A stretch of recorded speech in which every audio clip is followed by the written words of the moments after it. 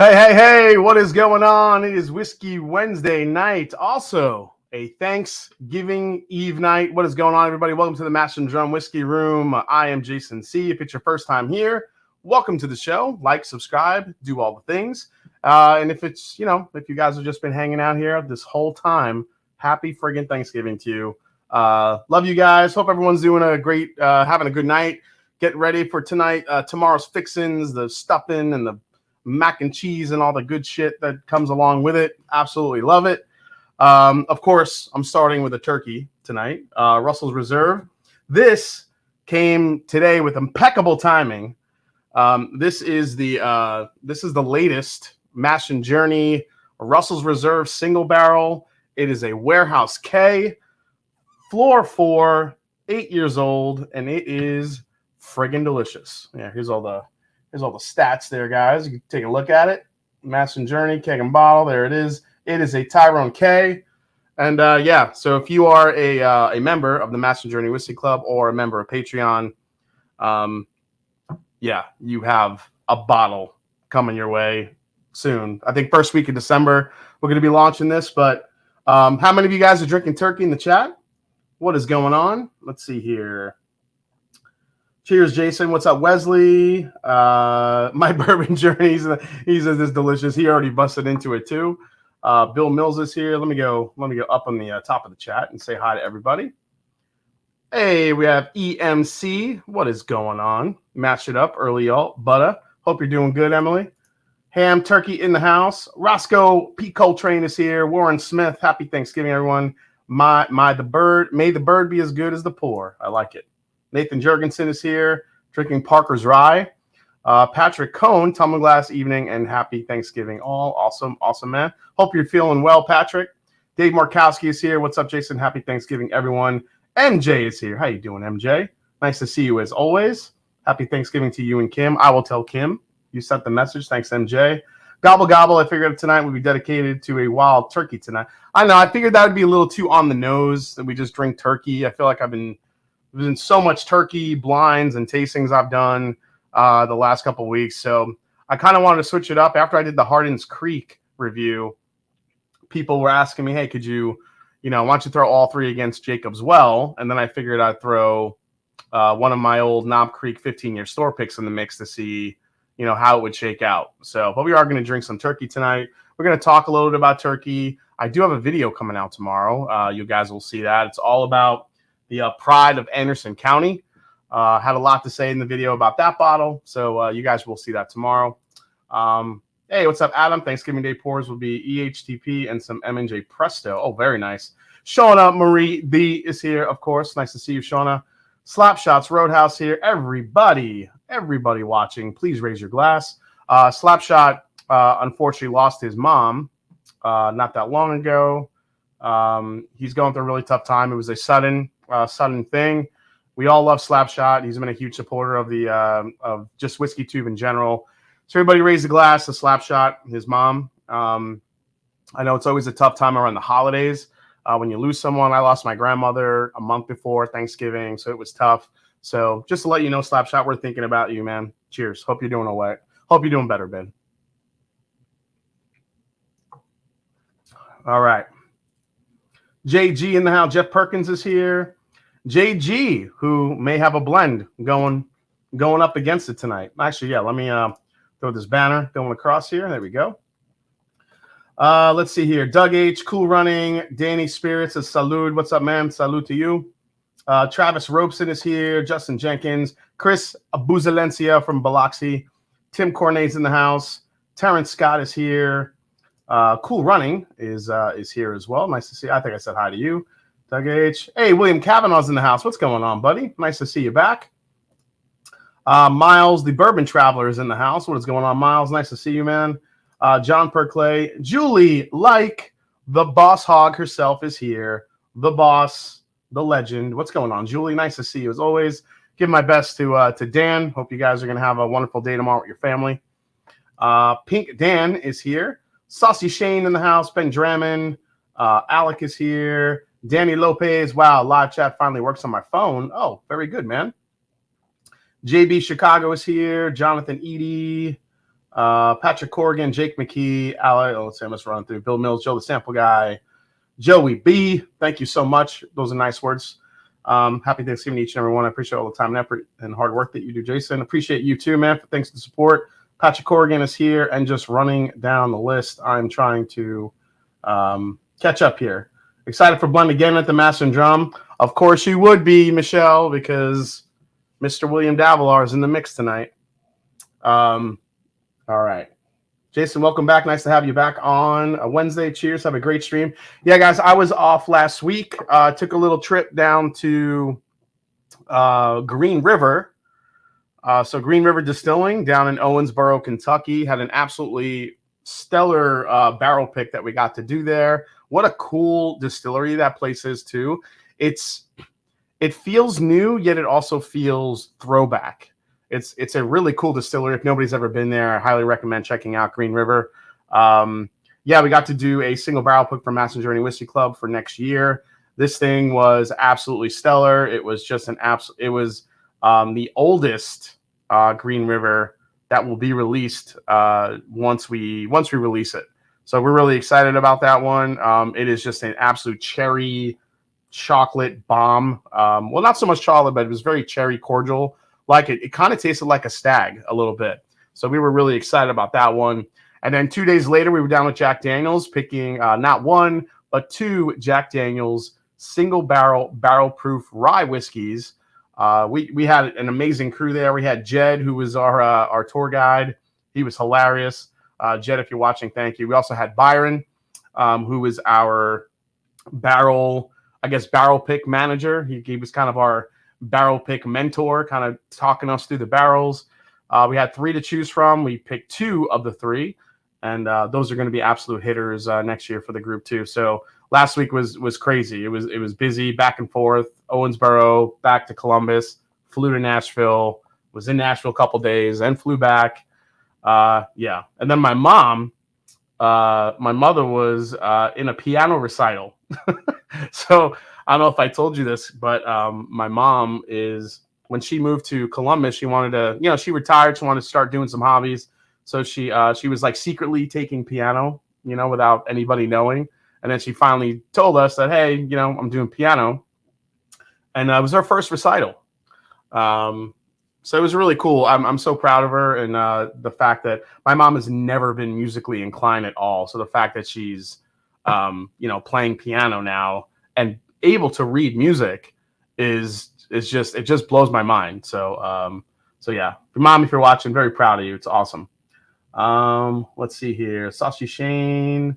Kooky Cats is here. What's going on, Kooky Cats? Roscoe P. Coltrane. Wow, very good. Go Green River. Just got the JDBP rye. Let's see here. Stag 22B versus EC 923. What say you? That's a good, maybe I'll do that for a double base. I wonder if I could get that done by Friday. Do I have 20? I do have 22B. I would probably still have to go with EC 923, just going off of what I like. Stag is great. It's sweet, but the Elijah Craig Barrel Proof, I just love that sweet oak note that you get. You don't always get that with Stag, at least in my opinion. I don't always get that oak presence. It's just usually candy sweet to me, which is why people love it.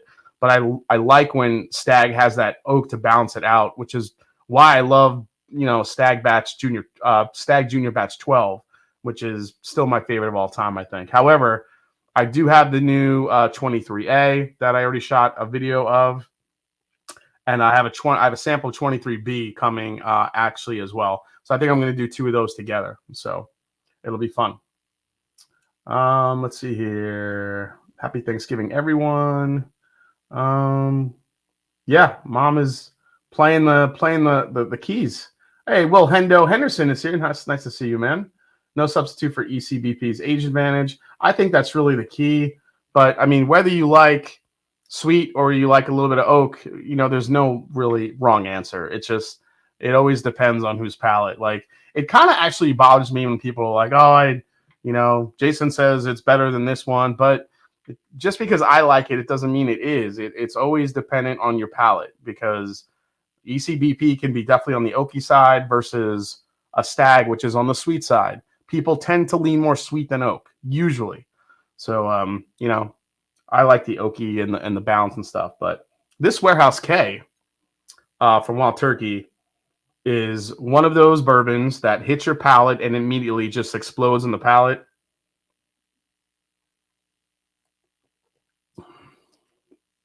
Oh, man. It's so damn good. It is. You talk about sweet. This is one of the sweeter Wild Turkey picks you're going to find with an absolutely incredible finish. Tony Bag of Donuts with the first super chat of the night. Happy Thanksgiving, Jason in chat. Can you ask your cousin Tony how to reheat turkey? Cheers, Stunad. How to reheat turkey. That's a tough one because turkey dries out really, really quick. I don't think cousin Tony has I don't think he has a trick for that one. Yeah, generally, his trick would probably be soak it in gravy. Once you reheat it, soak it in gravy, and then you won't mess it up.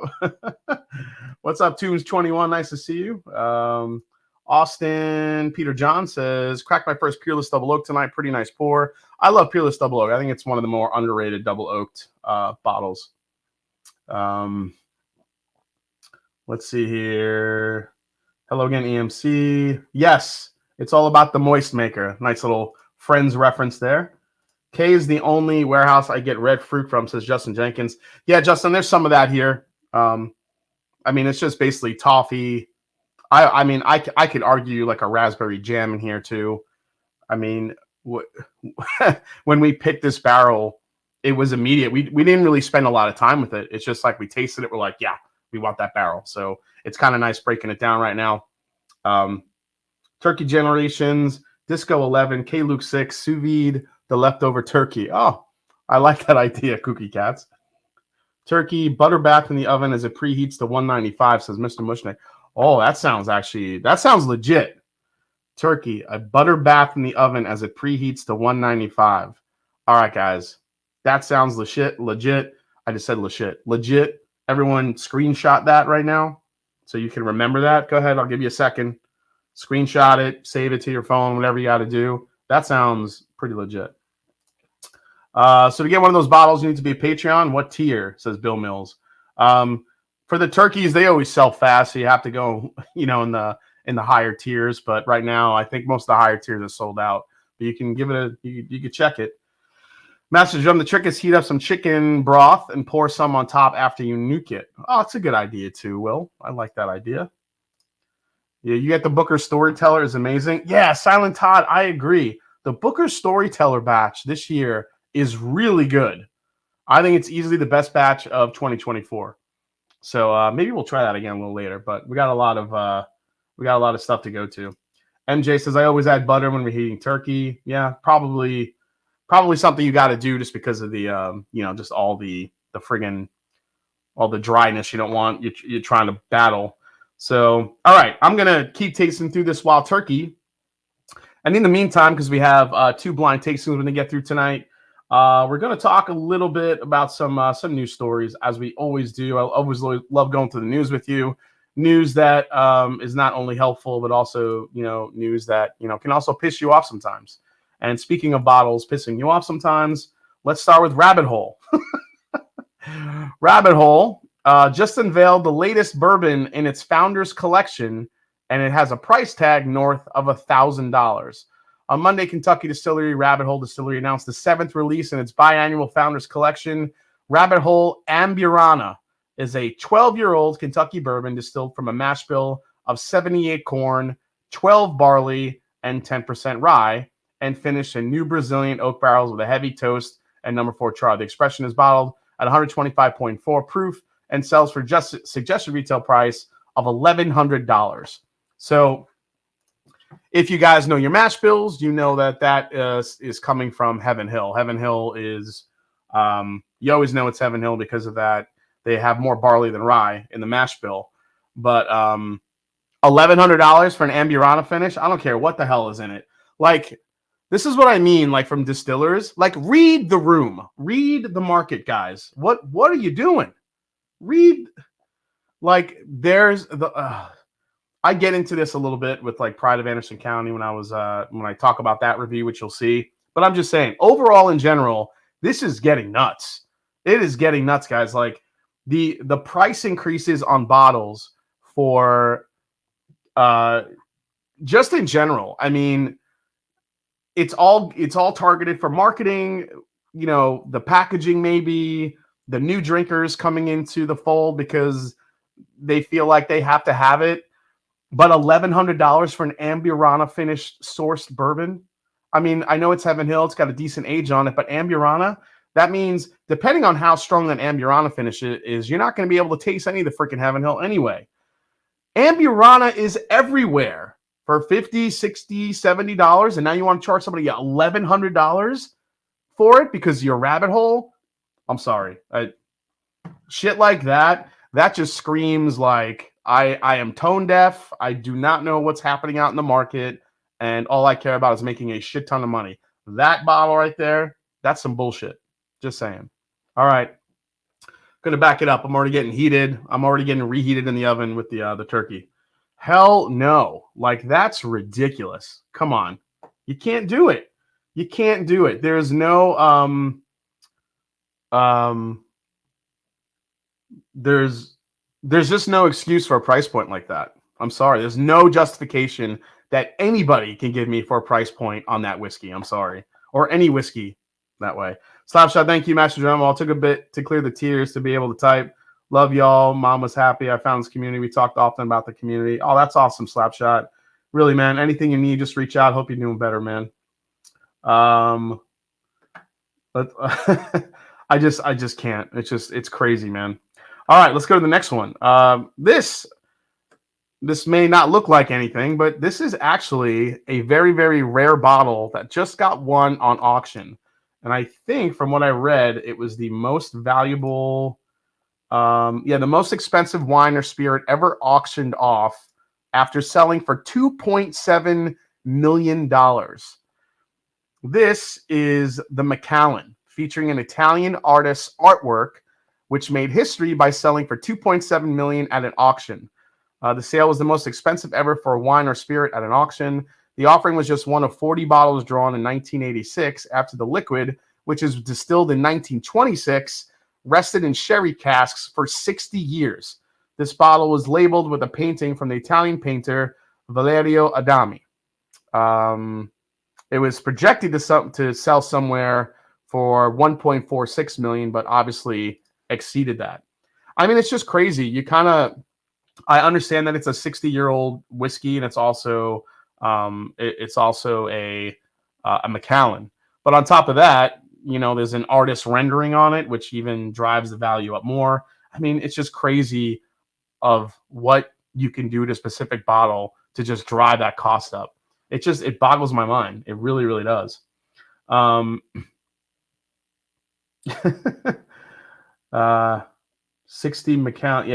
Macallan in search of M&J Houdini. He's trading at Nathan Jurgensen.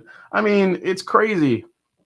Let's go to this one. This actually seemed like a pretty cool release when I saw it. This one, it kind of just snuck by. Evan Williams celebrates 10 years on Whiskey Row with the release of a 10-year-old bourbon. So this is on Friday, just this past Friday, Evan Williams Bourbon Experience unveiled a celebratory expression of Evan Williams single barrel. And again, there's that mash bill distilled from 78 corn, 12 malted barley, 10% rye. This is 110 proof, which is a deliberate nod to Heaven Hill Owners Brand 10th anniversary at the space on Whiskey Row.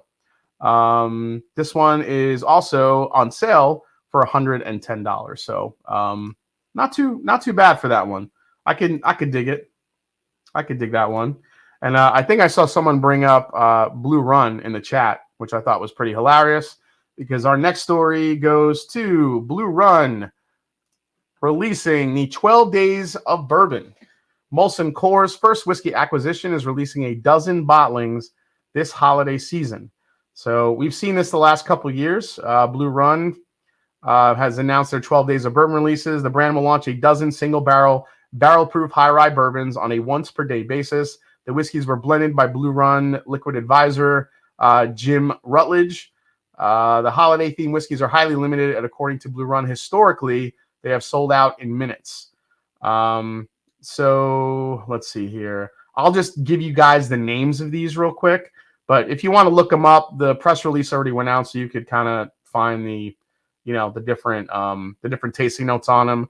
But you have Spiced and Spiked, All the Gold Rings, Mistletoe Miracles, Fully Lit, Rockin' Around, Caramoose Feast, Punch Bowl, Eighth Night, Grandma's House, Midnight Massive, Blue Christmas, Slaying It.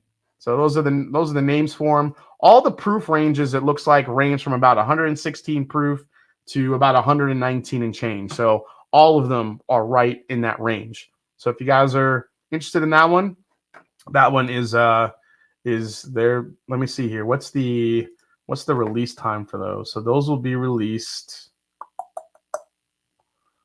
Sales for Blue Run will go live at 3 p.m. on December 1st. 3 p.m. on December 1st. So there you go. If you guys like your Blue Run, go get ready. All right. This bottle pretty much broke the internet this week, or last week, I should say, when Old Forester released its rarest bottle it has ever produced, 150th anniversary decanter with a $2,500 price tag.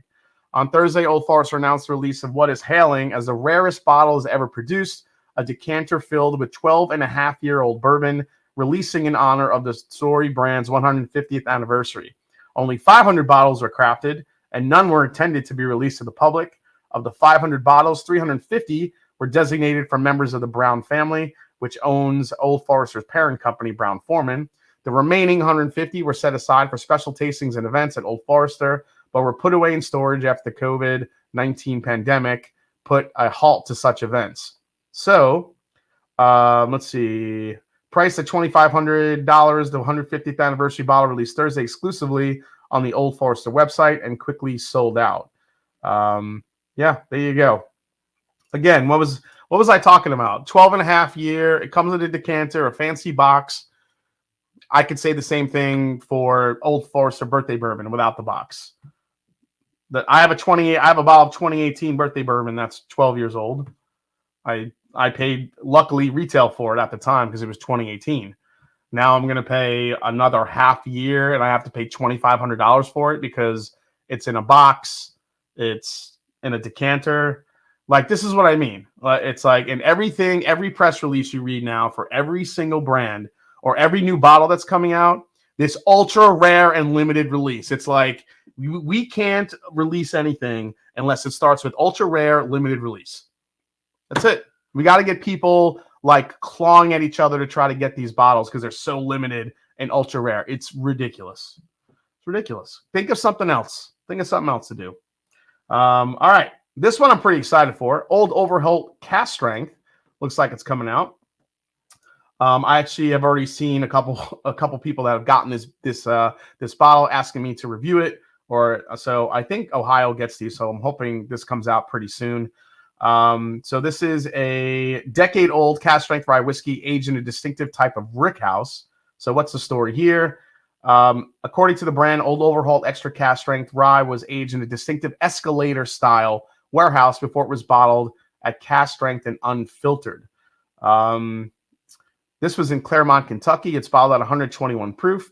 An escalator-style rickhouse uses escalators to move the barrels around as they age. Old Overhal is owned by Beam Suntory, and the brand claims it is the oldest continuously maintained whiskey brand in America. So there you go. Michter's 25 has just released again for the first time, I think, in about 3 years from what I remember. So we haven't seen this bottle in about 3 years. One of the oldest and rarest whiskeys that we've seen from Michter's 25 year is coming out. And sell for a retail price of $1,500 per 750 milliliter bottle. Earlier this month, Michter's was named the world's most admired whiskey by Drinks International. So, yeah, I mean, I'm not going to get on Michter's for that because Michter's has always been high priced, especially those limited releases.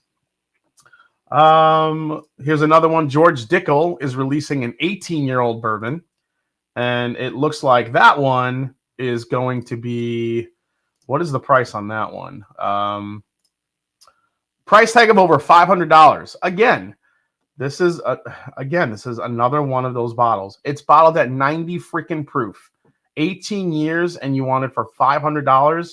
Again, this is I can't with all these guys. This is ridiculous.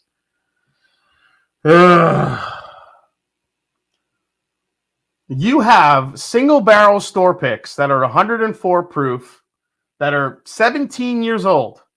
15 to 17 years old, and you can buy those for about $70. Why am I paying $700? Why am I paying $500 for an 18-year that's 90 proof? And because it comes in a box and it's in a different bottle? Like, what the fuck is what is happening? This is getting like every single week I see this. I mean, the releases and the limited releases and the ultra rare, like I can't even go through all this anymore. This is nuts. Oh my God. It's just I can't even fathom all these releases. Everything is ultra rare and ultra I can't. I'm like losing my shit here over it. My goodness gracious. I'm thinking on quitting on bourbon and just going to Scotch whiskey or go back to drinking beer, says Dram Chaser. Yeah, I mean, I could see people doing that. Like right now, you know, the economy is rough. You also have on top of that, interest rates aren't great either right now. And you're asking people to shell out all this money for these limited releases. So it's like the rich get richer, the poor get poorer. It's a bad look across whiskey. Like you can't just keep releasing these things at these price points when you have bottles in your arsenal or under your umbrella that are equal to the age or close to the age and like a third of the price. Like I don't understand. I don't understand it. I'll never understand that mindset from distillers, why they do that. Now, George Dickel was doing that even last year. I think they released a 17-year, which was $250. So now one extra year, 90 proof. Now you're doubling the price on that because what are we learning here? That they think that there's buyers that are willing to shell that money out. So I don't know. It's crazy. You just made David so happy. This is what we love. F you to the craziness, Michelle Martin. I mean, this is actually a good point from Kenneth Ratburn. This is why Jack Daniel's rapidly moving up my favorite. Their stuff is reasonably priced and they put out good, interesting stuff people can actually get. Yeah, Jack Daniel's, to their credit, they put out some limited releases and they're usually under $100. So, I mean, maybe 100, maybe 125 the most. I mean, Jack Daniel's 12-year was retail under 100. Everybody else was marking it up because they knew people would pay for it. But I mean, this is what I mean. This is what you get. It's just it's tough, man. It's tough.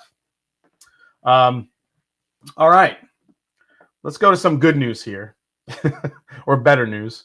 So some of the labels I saw on the TTB, I only pulled up 3. It looks like the Blood Oath has been announced, packed number 10, and I saw this and it was kind of disappointing.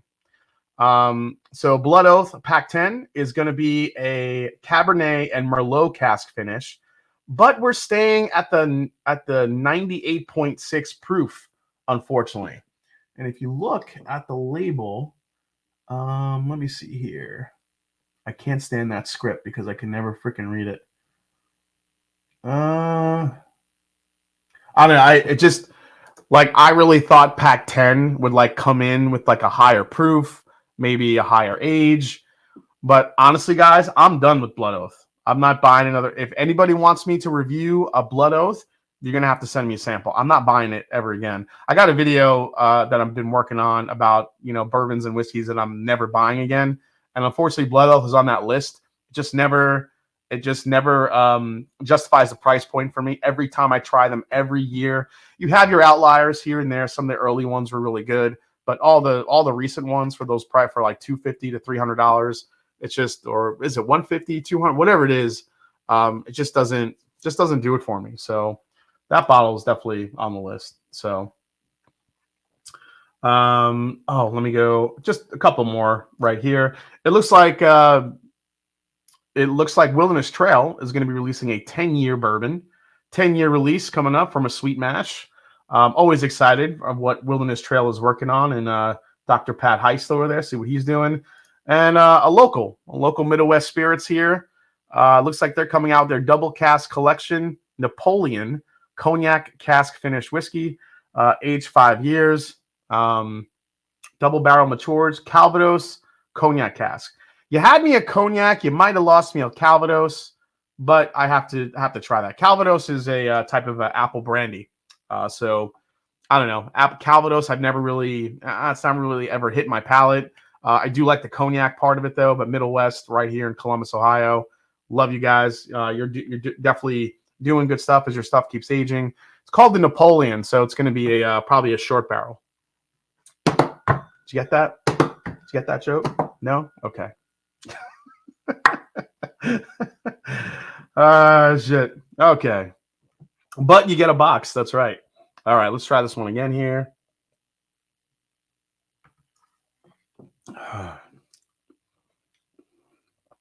Damn, that's good.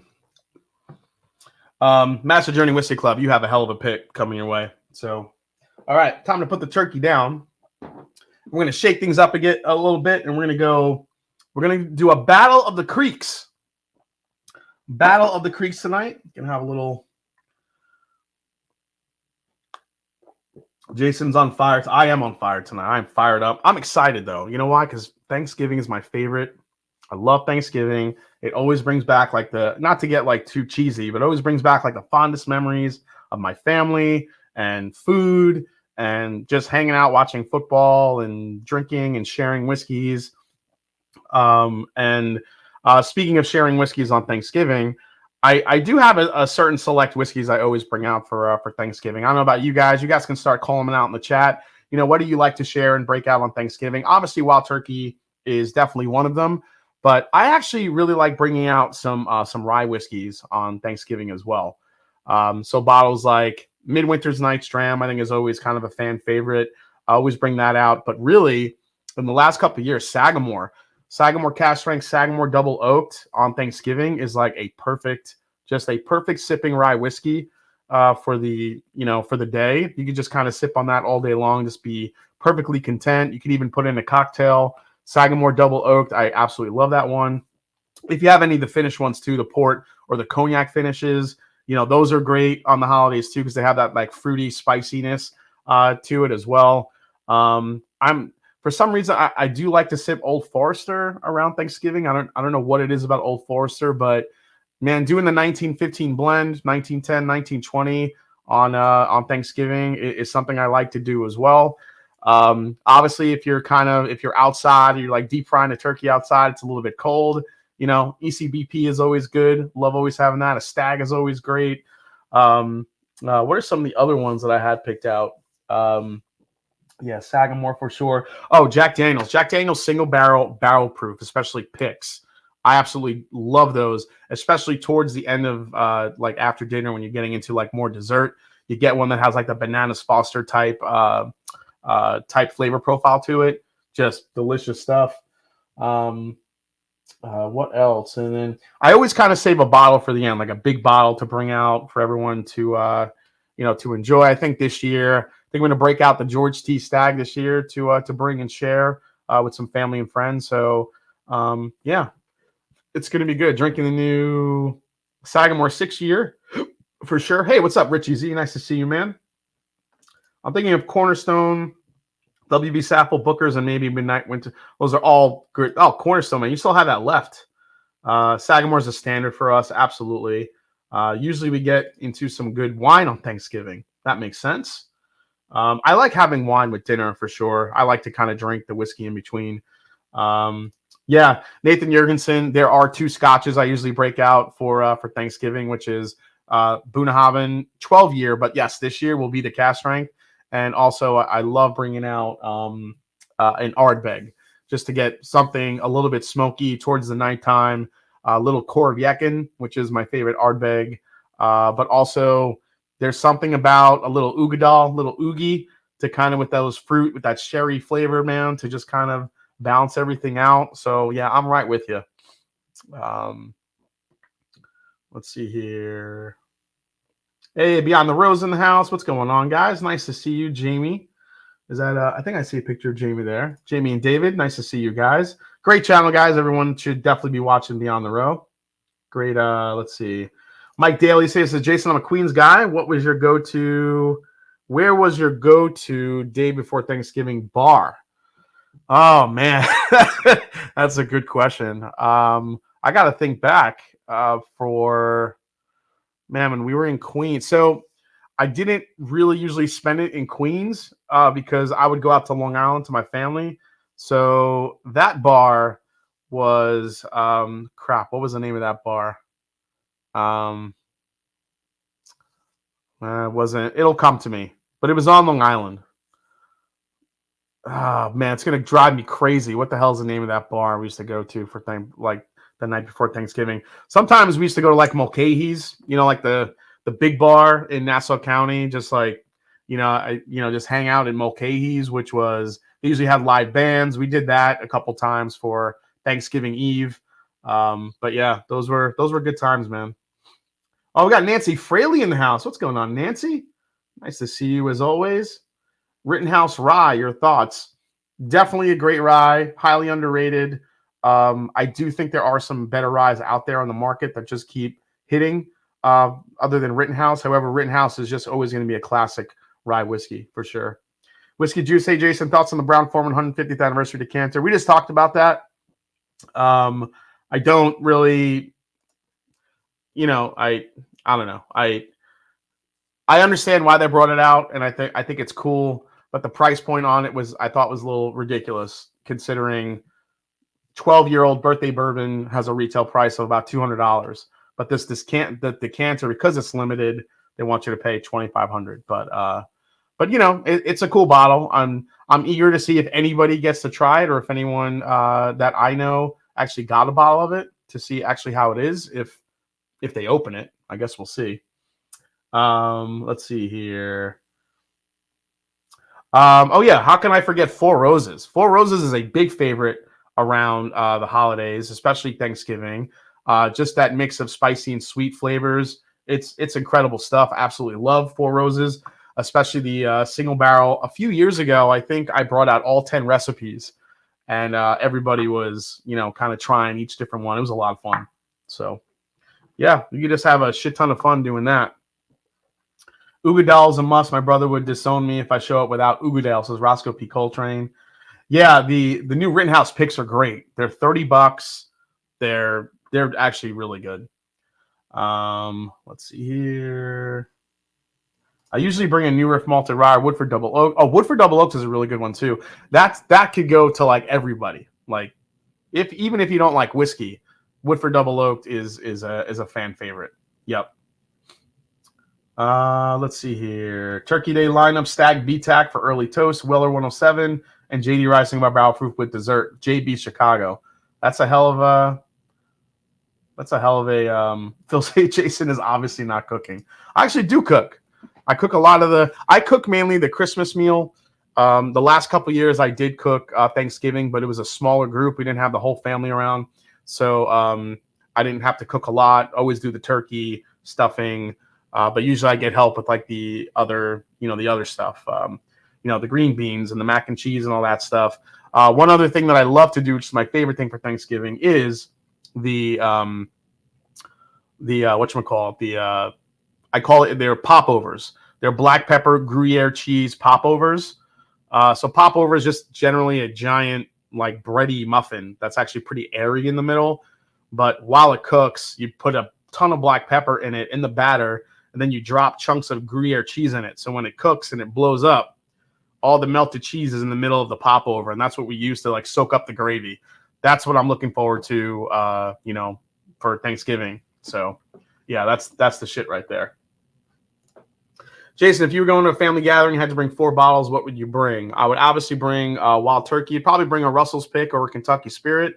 I'd bring probably a Woodford Double Oaked or a Old Forester 1910, something sweet and easy for people to kind of start, getting in there a little bit. Then I'd probably bring something cast strength like an ECBP, Stag, something like that. And then I would probably finish it off with a sherry scotch, something with a little bit of sherry, some fruit characteristic to it. If I had to pick 4 bottles, those would be the 4. So, Jason C, I picked up new Foursquare Covenant and can't wait to pop it with cigar tomorrow night. I've heard really good things about that one, man. I've heard really good things about that. So, yeah. Oh, yeah, Booker's is a nice cask strength option as well, too. I do like Booker's. All right. So here I have 5 creeks. Battle of the Creeks. This will be a nice little warm up before we get into Blendageddon in a little bit here. I know we have a lot of people in the chat that put blends in that are chomping at the bit.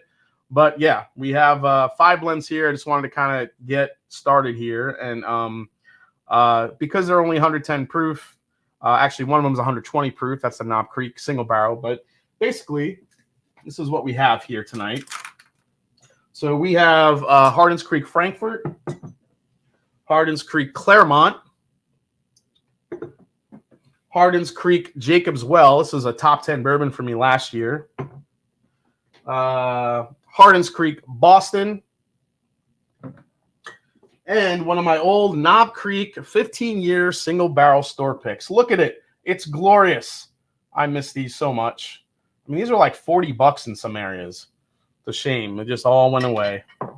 They all went away and ended up in bottles like this, like Hardin's Creek. Because that's what happened. Damn, man. Jason got more creeks than an old house.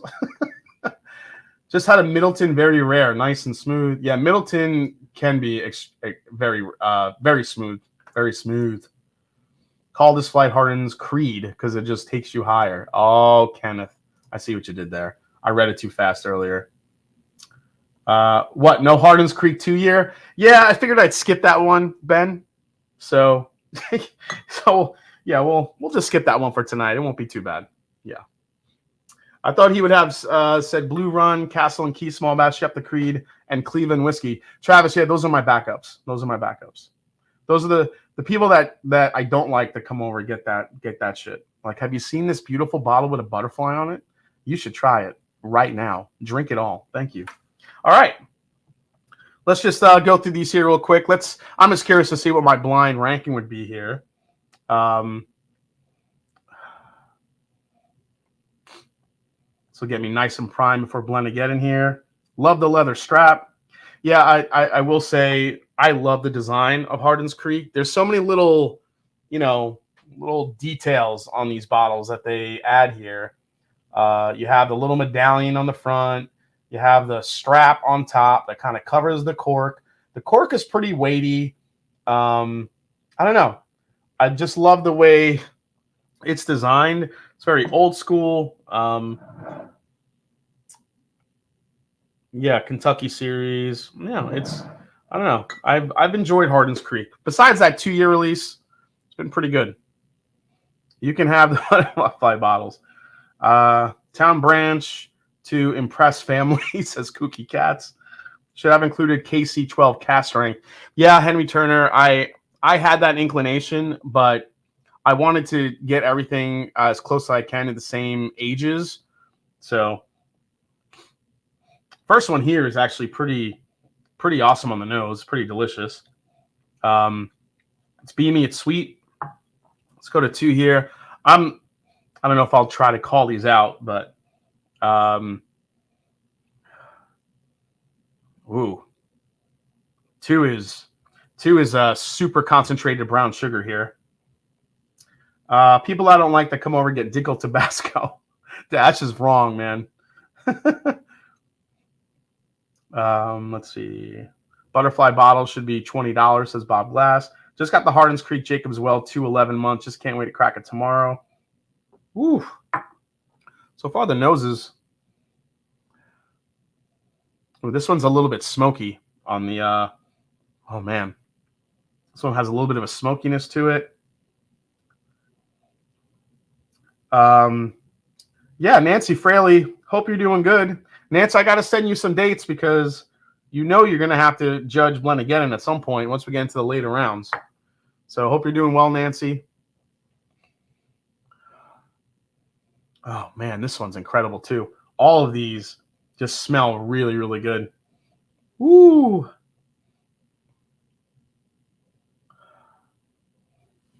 Let's see. Oh my God, this one might be my favorite. Julie Like says I was part of the group that got one of the Blue Run single barrel like Matt and the Bourbon Junkies. If you'd be interested, not that you would be, let me know. So, oh man, yeah, a bunch of single barrels dropped for Blue Run last week. So,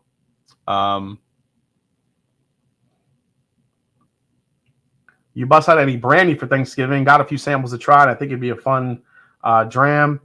Can't say I have. I think I've had Armagnac out maybe last year, the year before, that pick I did. People seem to like that one. Yeah, Knob Creek 18, only being 100 proof, I wasn't going to put that one in. This one actually might be the most beamy. It was number 3.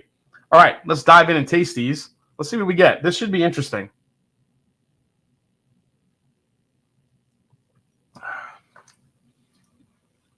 Rangers, yeah, my Rangers look great this year. Man, New York Rangers, baby, they are looking really good this year. Love it. Let's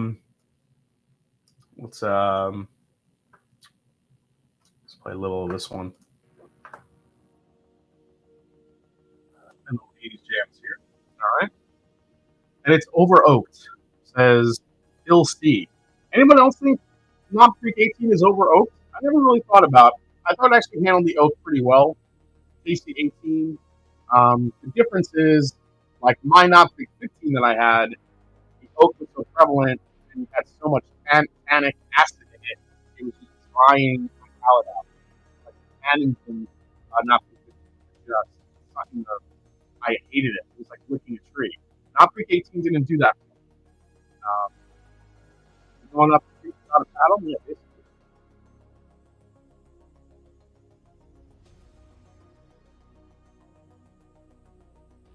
That was good. We got some spice to it.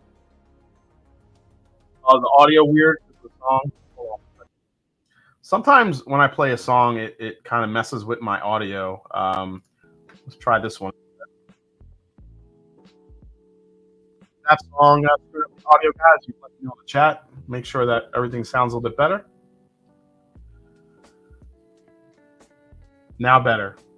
Okay. Yeah, sometimes I play a song and the music just makes it weird. Do you ever feel like this becomes more work than enjoyment for you? Also, audio sound. Oh, yeah, I got you, man. Now better. Okay. Does this feel like it becomes more work? I honestly get this question all the time. Sometimes, I'll be honest, guys, sometimes it does feel that way.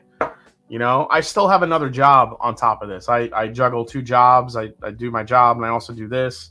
It's tough. It's a lot, but you know, I've learned when myself and like my inner self is telling me to, you know, slow down, back off, take a little bit of a break. You're gonna burn yourself out. I think I've got a lot better than that over the last few years than I was in the beginning. In the beginning, I definitely was burning myself out. So that's really the key, is to just find the balance. But I can say I don't think very often it feels like work, because it's fun. It's just I think when it feels like work, it's when like you're doing the editing. That's when it feels like work. However, you know, when you're filming and when you're doing stuff like this is what makes it, you know, fun and keeps it going, you know.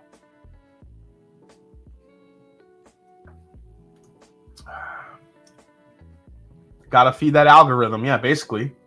Gotta keep going. All right, this is much more muted on the palette than the first one is.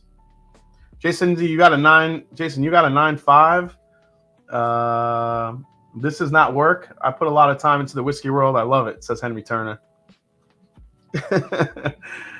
Well, I mean, when you you know, just when you put as much like work into it as I do on top of the job you already have, it can get taxing. It really does.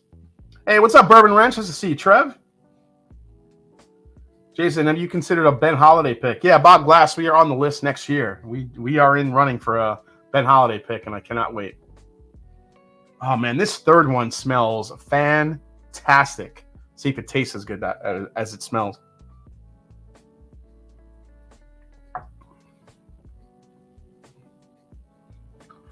Oh, that is so good.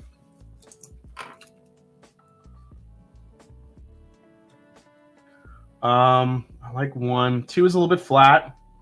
3 is, I'm putting a star on 3. 3 is really, really good. All right, a lot of questions coming here, guys. I'll try to get to y'all. Are any of the creeks going to be in your top 5 this year? I don't know. Celrmont might have a shot. I don't think Frankfort or Boston will, but I think Celrmont has a shot. I don't know about top 5. Could crack top 10. We'll see. Mash and Drum, how high do you think the Four Roses 135th will finish in your year-end ranking?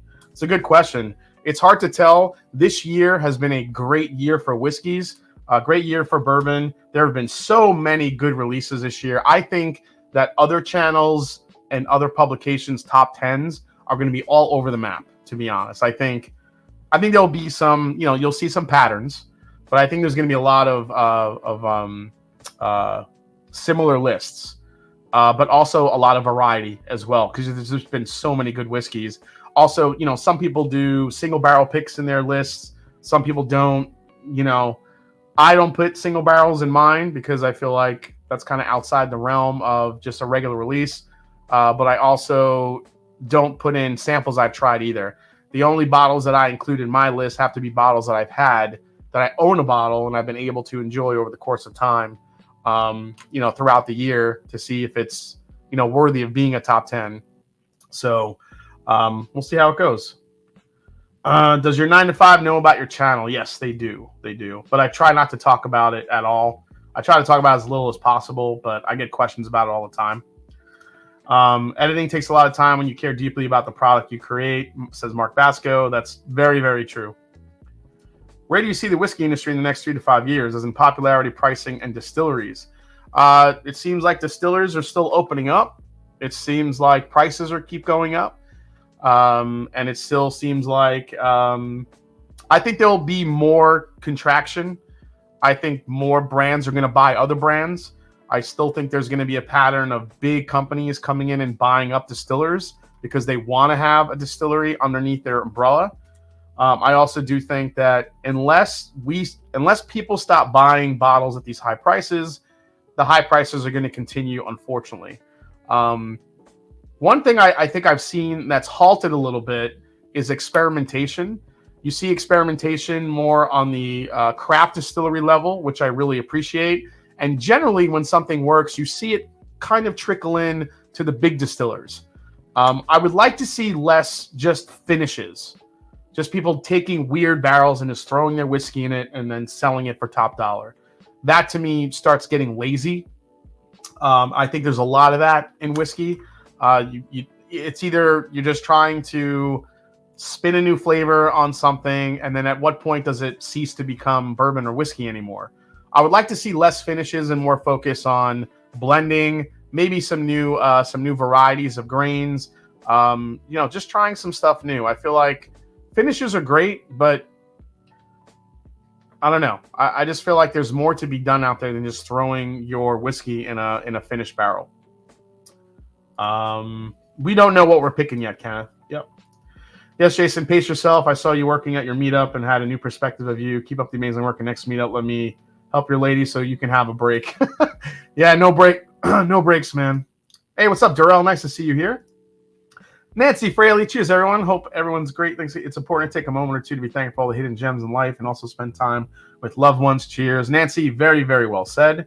Of course. I always, believe that as well. Honestly, we have too many Blue Run bottles as it is, and I really didn't want to get the 2 we just got.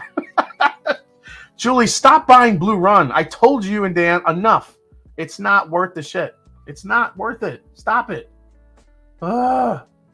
If they were the picks, then fine, but don't stop buying the other ones, man. Enough. Oh my God. Does Maker's Mark Celerates have a shot, given it's great on its own, or will it fall flat in blinds and keep it out? That's going to be the question, Kenneth. I think it's going to fall flat, to be honest, in the blind. It might still crack the top 10 just because I really like it on its own. However, and the price point on it wasn't too bad. considering a blend of an 11 and 12-year-old bourbon from Maker's Mark was $150. You know, $150. That's pretty cool, considering you have competitors from big distillers charging $400 for some of their stuff. So, Celrmont was better on the palate. The Frankfort had a better nose, in my opinion. Yeah, you know what? I like that savoriness that Frankfort has. Jason, what would be your favorite wheated bourbon? Says Ernie Medina. That's a good question, too. Wheated bourbon. I mean, if I had to go top tier, I'd go William & Weller, but, you know, you can't really get that. So if I had to pick a wheater that was available, I'm just looking at my shelf here.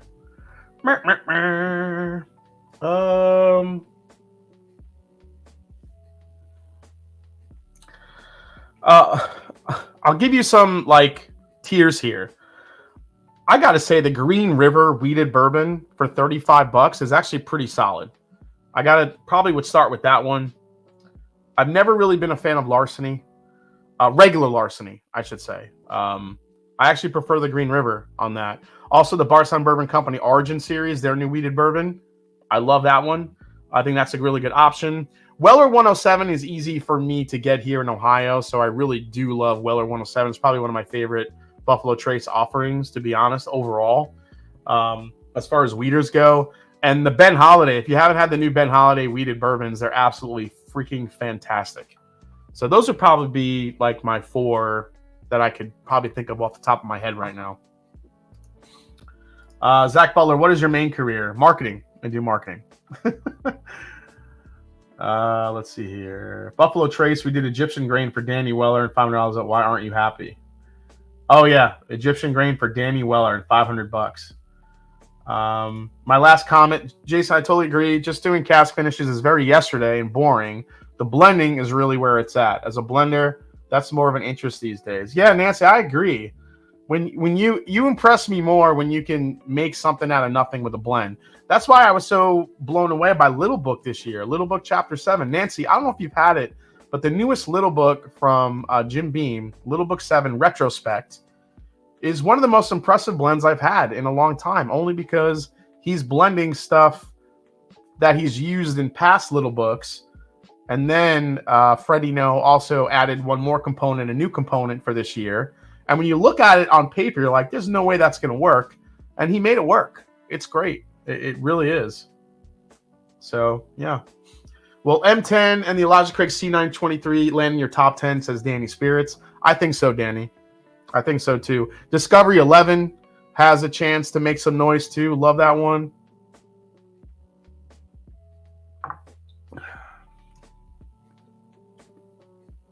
Oh, this one's really sweet.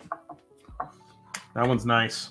I got to get through these. I'm trying to answer your questions, but we got Blendageddon to do here. This one is actually very close to 3, where it has a little bit of that barrel char note in it. Man, the nose is feeling good tonight, guys. I got the nose. Nancy may be the nose, but maybe I can be the schnozzle. What do you think, Nancy? I could be Jason the schnozzle. I don't even know that's a word. I just made it up. The schnozzola. The schnozzola. Nancy the nose Fraley, Jason the schnozzola. Oh, yeah. K. Luke definitely has some. K. Luke could definitely make some noise this year. What I need to do with K. Luke is blind 4, 5, and 6. See which one I like the best. And then put that in kind of the top 10 mix and see which one wins out. Mash and Drum, I just sent you a pic on Facebook of a Blue Run on sale for $30, Dan? You serious?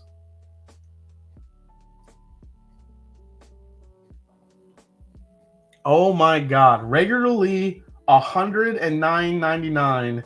Blue Run High Rye for $30? Dude, that is... Look at this photo. This is no joke. I don't know if you guys thought... Oh yeah, there it is. Look, hot. $30. A Blue Run High Rye. That is insane. I mean, is this store just trying to get rid of them that bad? Holy shit. That's crazy. The nostril. The purple. That's how much Blue Run they've been sitting on stores in Florida. Yeah, Ohio got Blue Run as well not that long ago, and they sit on shelves. Every time I walk in the store, they're sitting there. We have the Emerald Rye and the High Rye Bourbon. So it was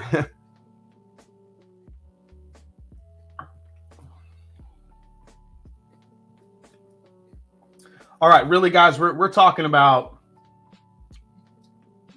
number 4. Oh, actually, no. Did I say 5? Oh yeah, 5. Yeah, we're talking number 5 and number 3 maybe right now. But 5 on the palate didn't hit like 3 does.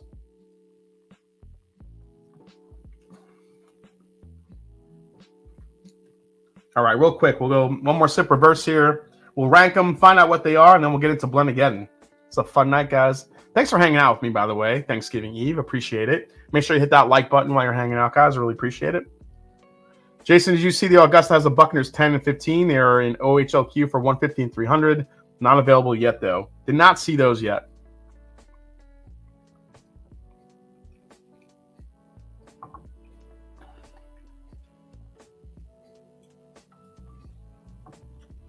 I don't know which one. I'm trying to discern which one I like better here. Ernie Medina coming in with the big questions. Jay, your nose. You can be Professor Van Nostrin. Oh, Seinfeld reference. I got it.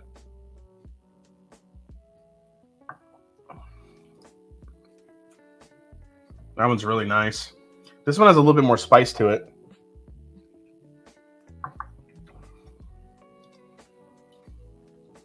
Yeah, I think I like this one over that one. So that makes it easy. I think I like 4 over 5. 3, I think 3 might be my favorite right now. 3 is freaking delicious. Will you be doing a Booker's Mighty Fine versus Storyteller? Yeah, Rare Breed.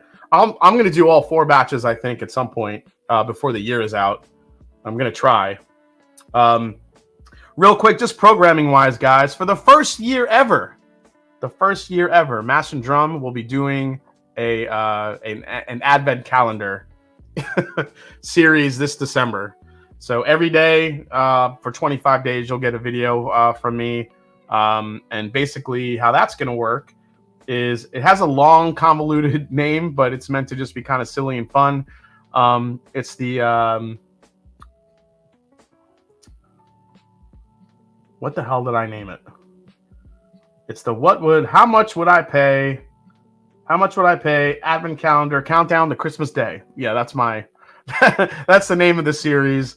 There'll be some fun things that I do each time, but basically I had my mom and my girlfriend Kim came in here and just basically picked 25 random bottles of stuff, and they poured sample bottles, and I'm going to try it, and I'm going to taste it. I don't know if I'm going to try to guess what it is, but I'm basically going to tell you what I would pay for that whiskey, and then we do the reveal at the end.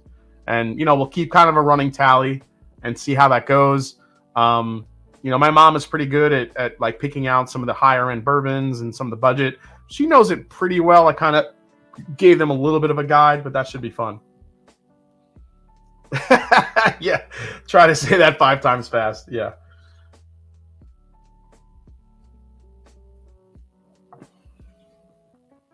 Wow, this is so good. All right, 2 and 1.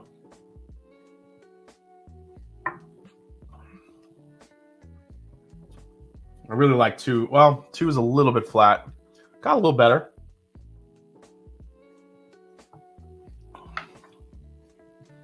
Ooh. 1 is the finish, though. Man, 1 has an incredible finish.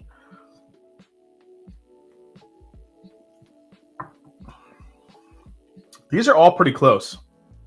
These are, all right, so this will kind of be the order. I like 4 over 5. I think 3 is definitely my number 1. And these 2 are just going to kind of fall in line here. So, yeah, this one has the better nose.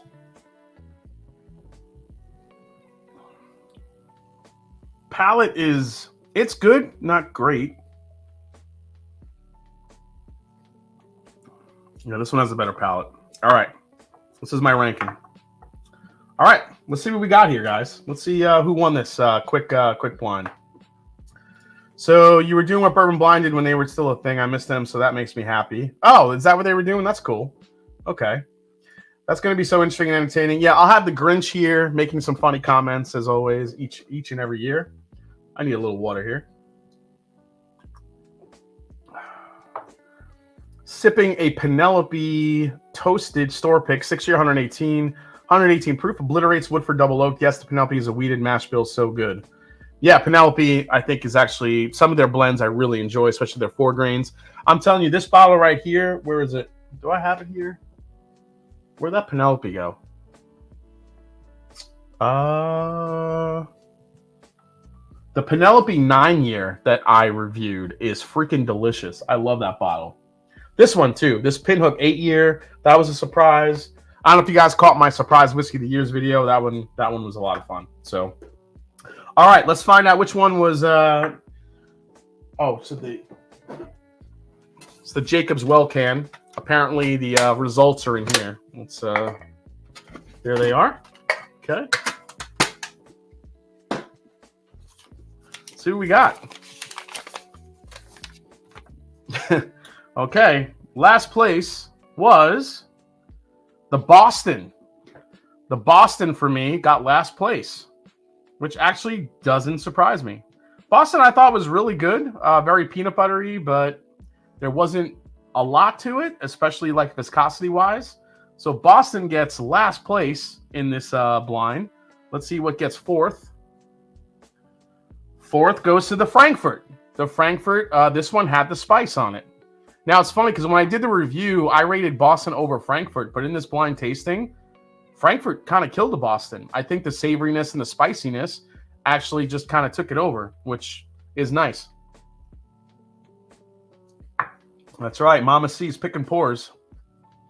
Hey, what's up, Brian? Tracy in the house. What's up, BT? Nice to see you, man. Always, always. All right. So that means the top 3 are Celrmont, Casey, the Knob Creek pick, that's 15 years, and the Jacob's Well. See which one came out on top.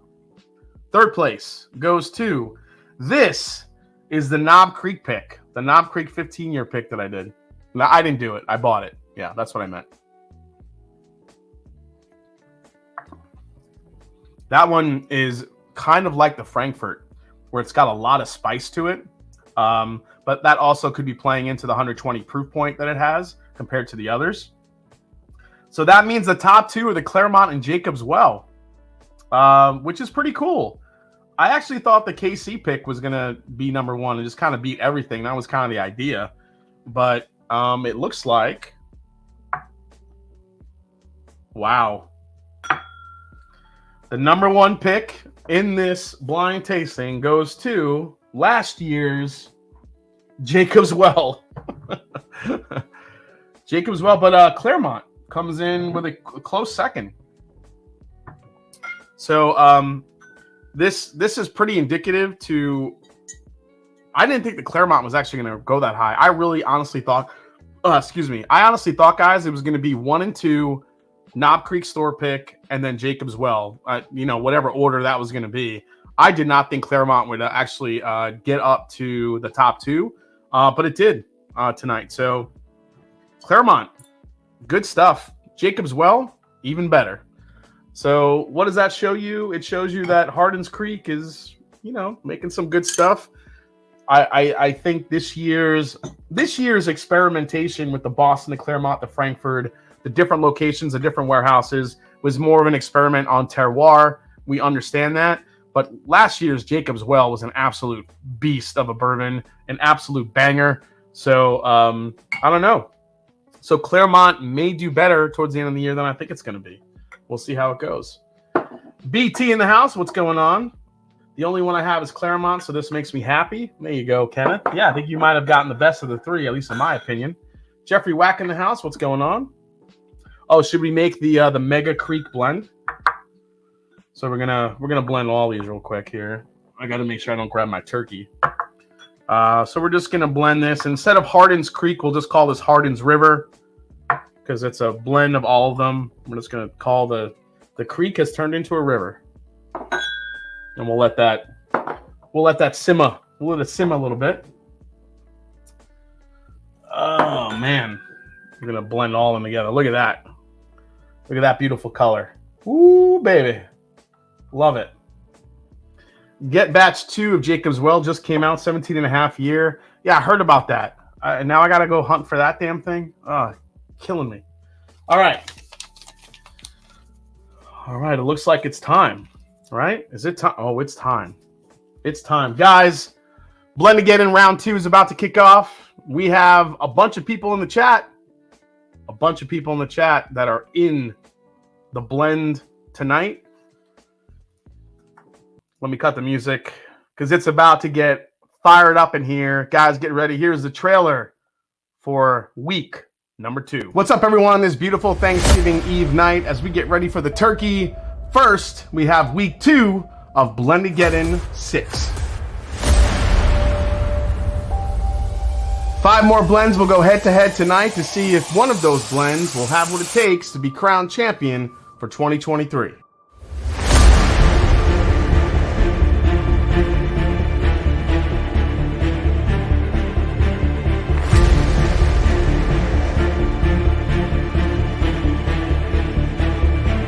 Remember, out of the 5 blends we're going to taste tonight, only 2 will make it to the Fab 5, while the other 3, well, no pumpkin pie for them.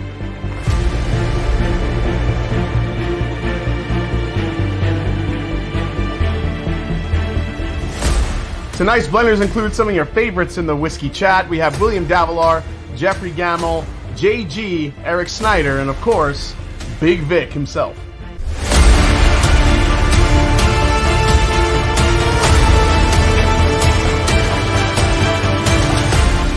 All right, guys, it's almost time for the main course. Who's going home and who's staying?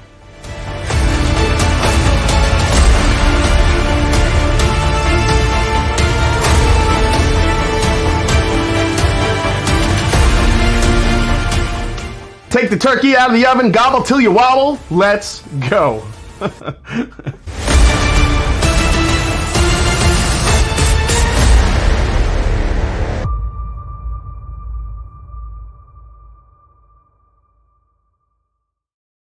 Oh, baby. It is time. Blendageddon round 2 is about to happen. Unfortunately, I don't have a judge for this round because UPS sucks. So sorry about that. But don't fear. The judges I have lined up for tonight could make an appearance next week or the week after.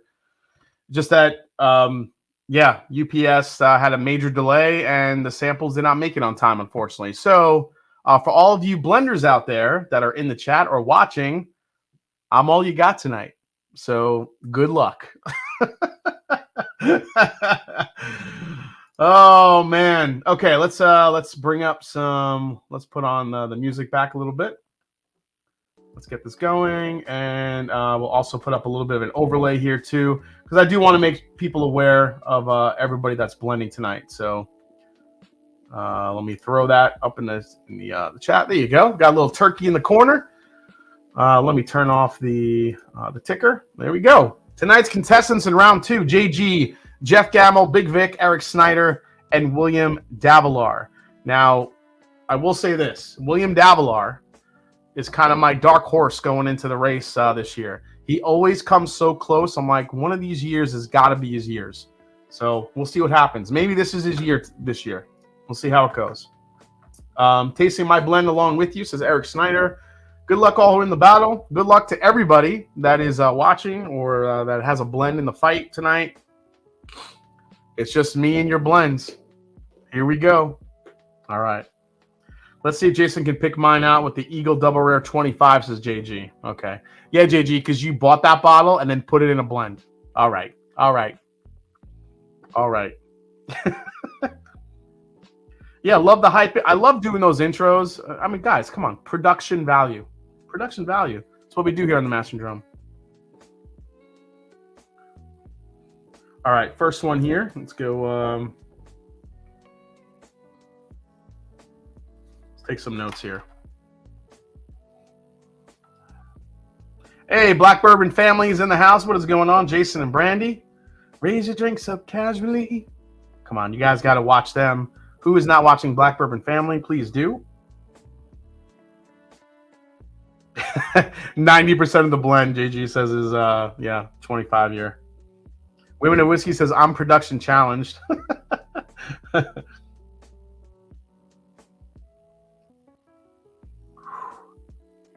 All right, so first one.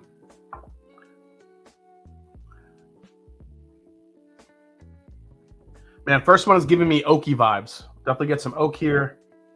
There's some sweet, but I feel like the sweet's like trying to fight through the oak.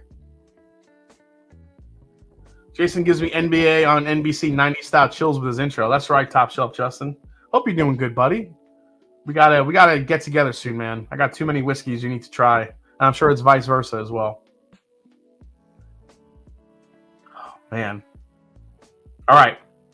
Number one has a great nose. It's really nice balance. I get a lot of rye spice on here. Not really sure what's in these blends, but we'll see. Oh man, I don't have the blend details down here. I might have to run up and get those. All right, my mistake.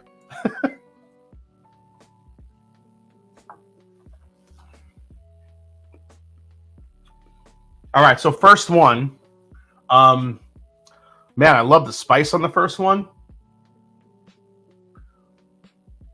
And it's got some really good spice to it. However, there is something funky going on the mid palate.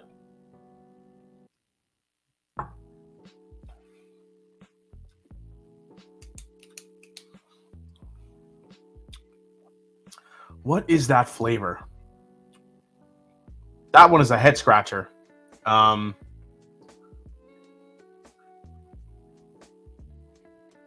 would probably go with.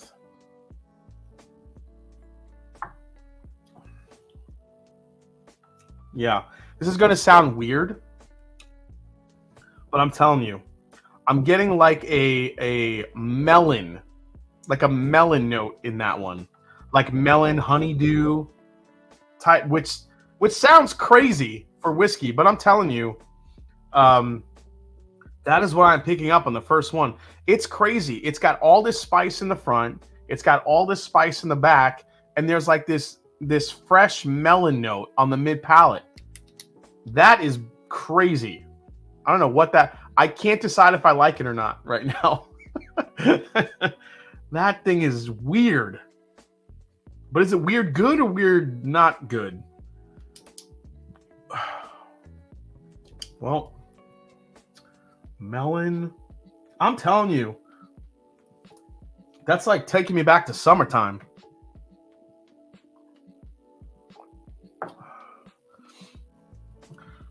Yeah, what bourbon has melon? Yeah, Nathan, I don't know. I don't know if it's just a combination of blends here that could bring that out. Nancy Fraley, if you're in the chat still, have you ever gotten melon?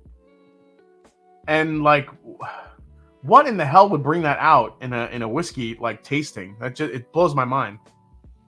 Yeah, melon I usually get in like lighter like Irish whiskeys, scotches, ex-bourbon, but man, it's weird. I do not get it on the nose, but I'm getting it on the palate.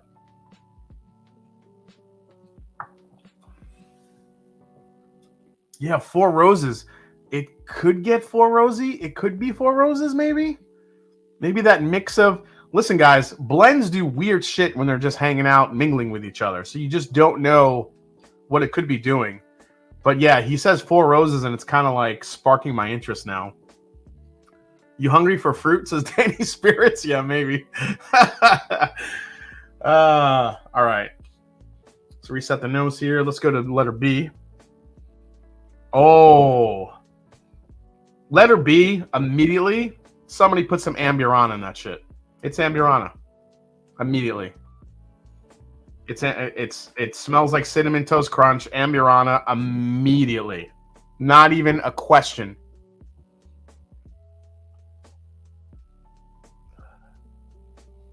All right, so somebody in the blending competition threw Amburana in the mix.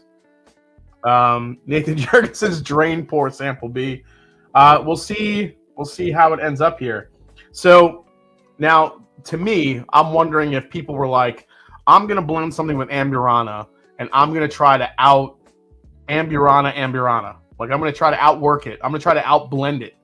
It's a hard thing to do. So the mindset was to blend it in a way where you think the Amburana would kind of hide in the background. I don't think you did it. Now you want cereal, says Danny Spirits. Yeah, Danny, it's all about food, man. Cinnamon Toast Crunch, melon, some weird shit happening tonight. Next one is going to taste like a turkey sandwich or cranberry sauce. You watch. Yeah, it says Amburano. I can't even get past it. All right, let's try it here. Hope this doesn't fucking blow up my palate. Here we go.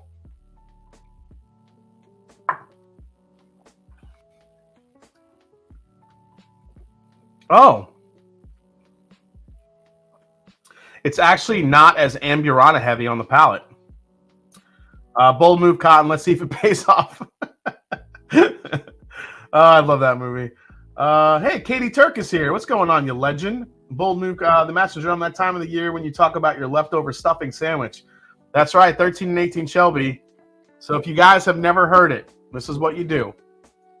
Once your leftovers are done, you had your Thanksgiving, Friday, maybe Saturday or Sunday, like when you're ready to watch all the football games. By the way, Ohio State, Michigan this Saturday. Holy shit. Everyone's already losing their mind over the game about to happen on Saturday. But you have, you take your leftover stuffing, which has been in the refrigerator, so it's kind of cold, a little bit harder to work with. You take, you cut out a square of it and you like pat it down. You make it into like almost like a slice of bread. All right, kind of pat it down. You put that, just kind of put that aside. Then you take some turkey, cranberry sauce, take some gravy if you want to add it, a little bit of a sweet and savory type thing to it, or anything else, maybe some string beans, little greens to put on there. Then you take another round of stuffing. Make a little square, pat it down into a sandwich, then you put that shit on top, right? So you have like slice of stuffing bread, then you have the turkey, cranberry, green beans, whatever you want to put on there. Friggin' go crazy. Put some mac and cheese in there. Then you take another stuffing, pat it down, put that on top. Then you put some butter on it, and then you throw it in a panini press. Cook it down nice, and then the it gets all crispy, and then you just eat it as a sandwich, and it is the greatest Thanksgiving leftover sandwich on the planet. It's the best. It is the best. Yes. Oh my god, I'm like drooling like thinking about it. All right, let's go back to the letter B here.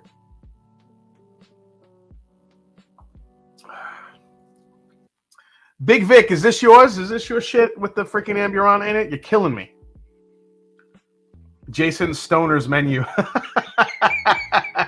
Yeah, kind of. No, it's not Stoner's menu. Yeah, but it's definitely, it is the sandwich to have like leftover wise. It's the easiest one to make. You just throw it in a panini press. It's delicious. Yeah, so we got Michigan for top shelf. We rooting for Michigan here, bro. DMC who? Oh. Everyone. What's your favorite single side dish? Is Tylese. My favorite side dish has to be it's stuffing. It really is. It is stuffing. Hands down.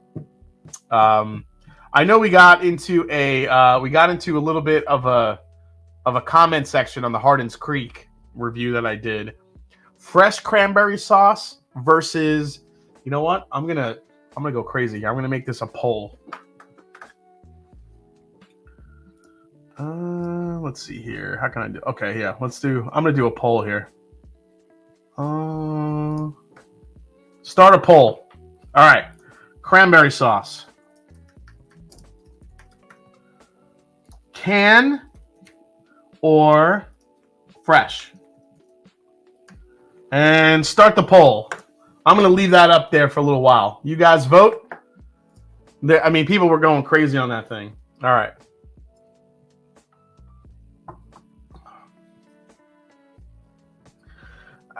You know what? This isn't a bad blend, but the Amburana is just taking over. It's just completely taking over the entire experience. The cinnamon is there. The kind of like the Taco Bell cinnamon twist thing is there. The churros, that's all I taste in two. And while it's not bad, while it's good, it's not unique enough. It's not. I feel like Amburana just tastes like this. So I mean, it's okay. I don't know how that's going to fare with the other ones. A lot of people are just against cranberry sauce. They just said neither. Don't put that near my turkey or my stuffing. Okay. All right. You forgot the neither option. Crypto, you've got trash can. Come on, we all know that Iron Bowl is the game to watch. Roll Tide, War Eagle, Todd Korzinski. Yeah, I mean, I love watching that game too. But obviously living in Columbus, Ohio, you can't help but hear about all the pomp and circumstance around the Michigan-Ohio State game. Michigan is favored, I think, by like 3.5. So Ohio State is coming in as the underdog. They're playing at Michigan. It'll be interesting. Should be a good game. Wow, a lot of people saying no to the cranberry sauce. The ultimate blend when you put them together. He means roll wide and bore eagle, says James Lay. I love James. F.U. Cranberry. Big Vic, where's the guest judge, bro? I just got here. Oh yeah, no guest. The UPS man delayed the package, so no guest judge. All you got is me, Big Vic. All right, so number 3 is pretty nice on the nose. Nothing like jumping out of the glass here. I feel like, again, sometimes these blends tend to try to fight with each other, and I feel like that's what's happening here. All right, let's try it.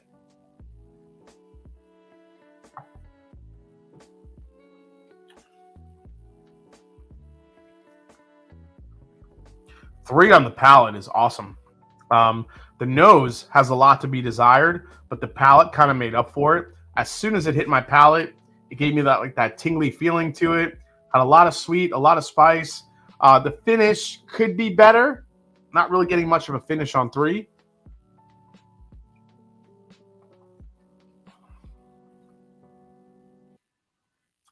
Three is a solid blend, though. I'm actually getting like a hint of like a peanut buttery chocolate thing kind of in the mid palate as well. Decent finish, not a long finish. It's sweet, good balance. 3 might be the leader in the clubhouse right now. 3 is actually kind of good. Cranberry sauce is kind of famously the parsley of Thanksgiving. You see it, but don't eat it. See, I like cranberry sauce because I like that tartness to go with like the savory stuffing and the, sometimes you need it on like the dry turkey. Hopefully your turkey's not dry. My turkey, I brine, overnight. I know. What do you guys? You guys do the brining thing? Give me some of your best turkey secrets in the chat. So I'll tell you. This is what I do.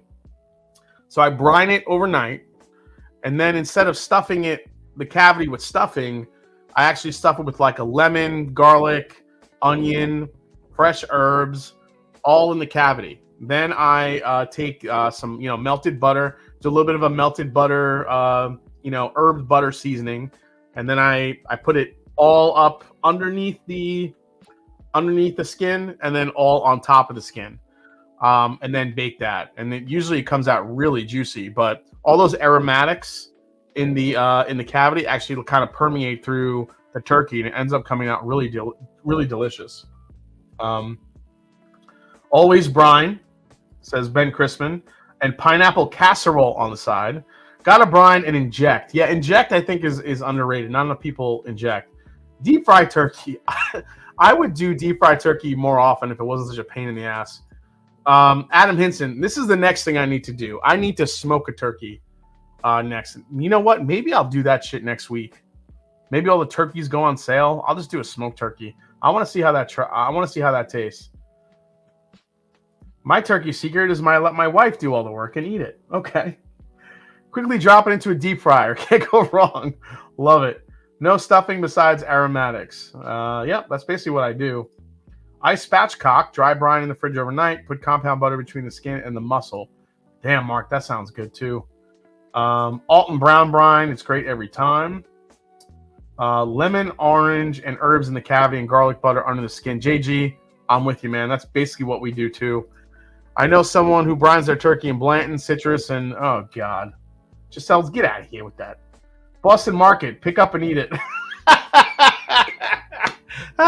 Danny Spirits, you're killing me. You're killing me. Okay, 3. So 3 is a good blend. It might be the most balanced out of the first 3 I've had so far, but it's still nothing earth-shattering. I'm hoping D&E have a little bit more, you know, hitching to get along here. Here we go. Oh, based off the nose, it does. The D. Everybody loves the D. D smells great. That's right, MJ. Tons of sage, poultry seed inside and out. Add that onion, the lemon, some orange. Oh, it's so good. Cracker Barrel dinner, no cleanup, says Mark Emenecker. Dude, Mark, I cannot eat a Cracker Barrel. That place gives me, it does very bad things to my stomach. I don't know why. It just does.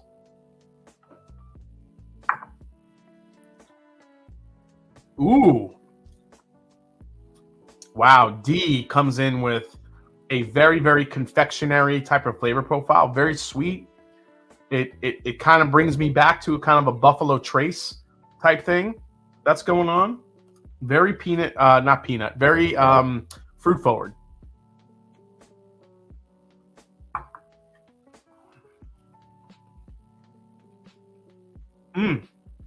Bill Mills. I don't stuff. I take softened butter in a bowl, mix it with 4 garlic cloves pressed, lemon zest, take and mix it together, then push it under the skin on top.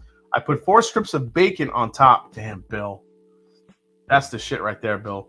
Dude, letter D is delicious. D for delicious right now.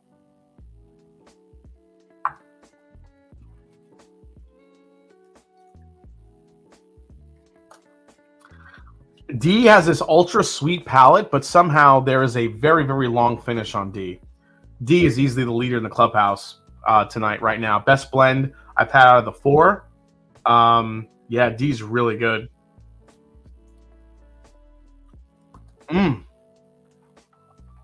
That has all the things right now. That has the sweet. It's got the spice. It's got a viscosity to it. This letter D is easily the most viscous out of all the 4 that I've tried so far. It just kind of sits on the palate. It just hangs out. That's really good. Leave uncovered in the fridge, then onto my gas grill. The one problem with letting women cook, most women don't think, how do I add bacon to everything they cook? Yeah, I mean, guys are just like, where do I put the bacon in it? Giselle's Boston. Jay, my secret to Thanksgiving and every holiday, meatballs, gravy, ricotta pie, and espresso. Come on, man. What you got to say now? So, Giselle's, dude, man, you're gonna make me tear up here because that's gonna take me back to like my grandmother's, you know, Thanksgivings before she passed away a few years ago. Yeah, that's what our Thanksgivings were. They were, you had to get through the lasagna, the meatballs, the antipasto, the turkey soup. You had to get through all of that. The rice balls. You had to weave your way and eat your way through that before you even got to the turkey. That was my grandma's Thanksgivings. Oh, I miss it so much. I really do. And she did a kind of a different stuffing. She didn't do the bread stuffing. She did a rice stuffing.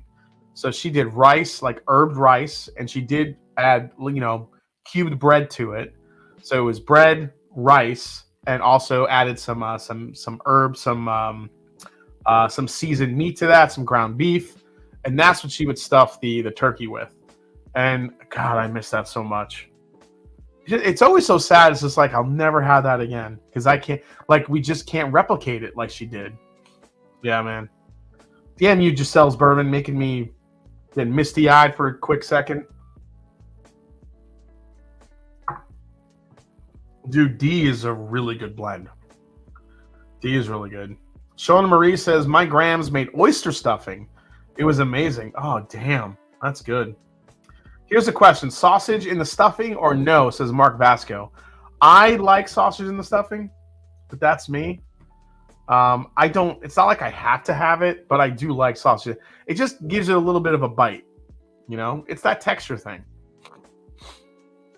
Smoked turkey and double smoked bourbon glazed ham, delish, says Big Vic.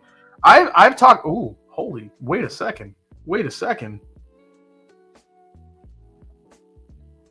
Rice. She made the bud of stuffing. Yeah, but cheers, your grandmother. Yeah, miss mine. Yeah.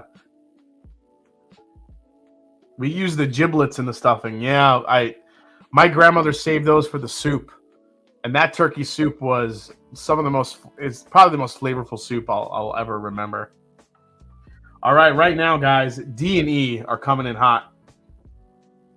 E smells amazing on the nose. This is maple syrup pancakes all day long on the nose. Maple butter, maple syrup. I feel like I'm in Canada sniffing this one.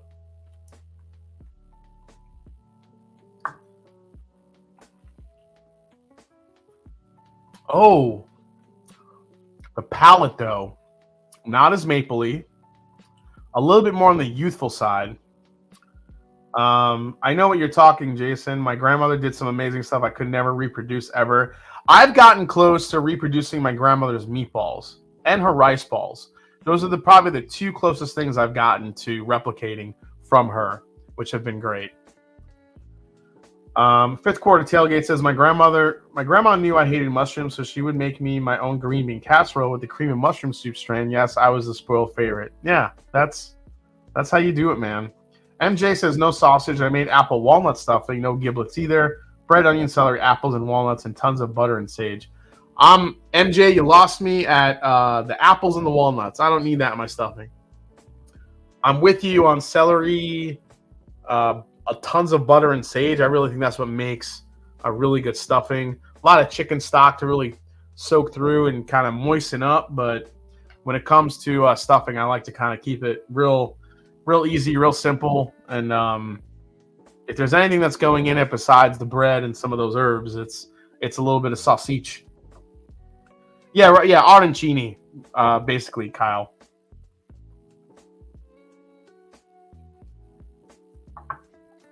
All right, I think D and E are my favorites in the clubhouse here, but we're going to taste them in reverse order real quick, and we'll pick our two winners here.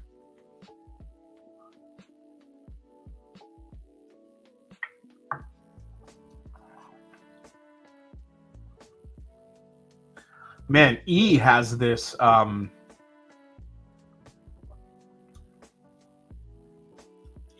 beautiful texture to it.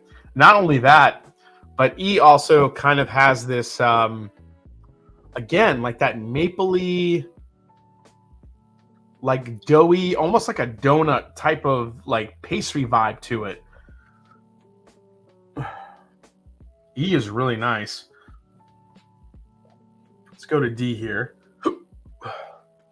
Savory, not sweet stuffing. Yeah, I'm all about the savory for my stuffing because I'm going to get the sweet from my cranberry sauce. So there you go. Get the sweet and the tart from the cranberry, get the savory from the stuffing, and you get the turkey. It's like the perfect bite. Then you get a little gravy on top of that. How do people make gravy? I make my gravy with red wine, with all the turkey fat. Kind of strain it out, pour some red wine in there, make a little bit of a roux, kind of get that cooking. Tons of butter. That's basically how I make my my gravy. Absolutely love it.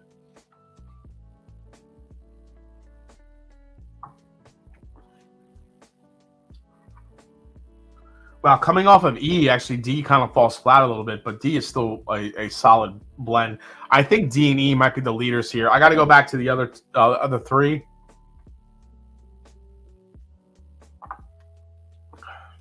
Oh no, D's coming with it. These are two really good blends. These two in the probably so far, they're super balanced. They're super sweet. They got a lot of different. They kind of take you on a little bit of a ride. There's something different. I get a lot of maple syrup in E, and in D, I get a lot of just a lot of sweet. It's very confectionery. It's really good. E so far won the Jason face of the night. Hit that like, y'all. He's going to rig this battle, says Big Vic. Well, Big Vic, if you have D and E, if you have D or E, you're in good shape. Let's go back to C here. I actually did like C. C was a great blend too.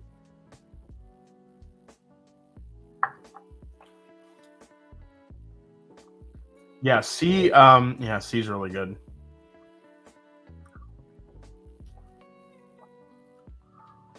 Man, C gave me like a Tootsie Pop vibe.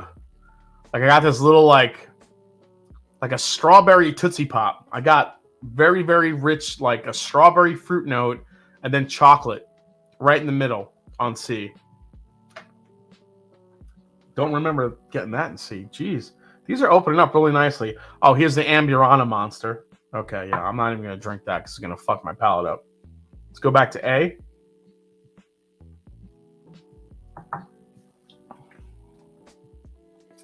Yeah, A just has something's funky with A. It's just not, it's not jiving. There's a weird, funky, bitter, that melon note. Yeah, I think A and B are out. I'm gonna eliminate A and B, and we're gonna go to C, D, and E. What sucks here is all three of these are pretty good, but one of these is gonna have to go home tonight.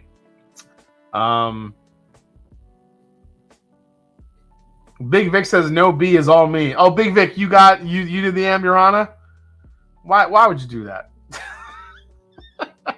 Yeah, Vic probably used 17 different Amburana bottles and threw in some Russells to make it not as strong. Yeah, it didn't work, James Lay. That's what he did.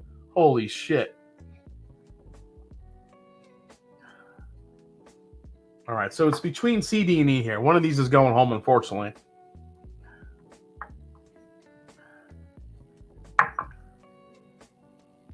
You know, the noses are all... E might be the most jumping out of the glass here as far as the nose. Let's go to palate here. I'm going to go fresh palate before we... TMC says, drank a lot of the D so far, Jason. The Master Drum. Yeah, that's what's happened. Jason, are you an eggnog fan? I just ordered Evan Williams eggnog. I had it last year. It was delicious. 30% proof. I don't mind eggnog. I know people go crazy for it, but I have to have it at the right time. I can't have it after I eat. It's just so heavy. Let me see what the votes are. Cranberry sauce, can or fresh? 54% went can. 46% went fresh. So it looks like the can wins. I obviously didn't add the other option as far as I don't want any of that shit, but all right. I'd gladly try a big sample, being the resident Amburana horse, as James Lay. It's actually not a bad blend.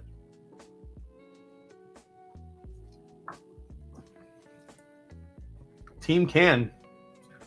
Okay.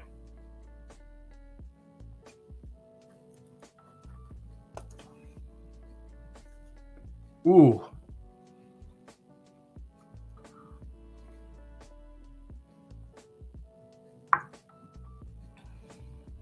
Oh, man. There's something very familiar about E. There's a component in there that I'm trying to figure out. I feel like I've definitely tasted it before.